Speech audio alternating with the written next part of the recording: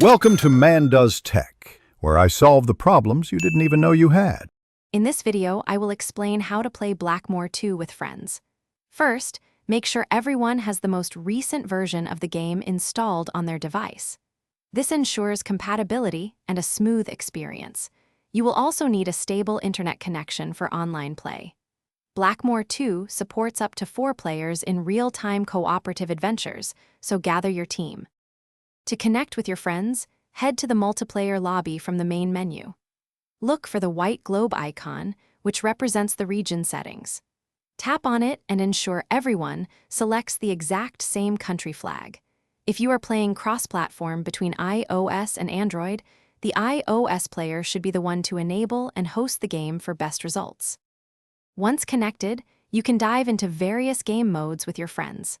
The story mode offers a rich narrative to experience cooperatively. You can also explore countless user-generated dungeons, providing endless new challenges.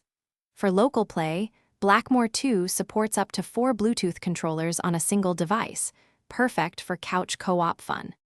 To maximize your team's success, coordinate your character choices and abilities.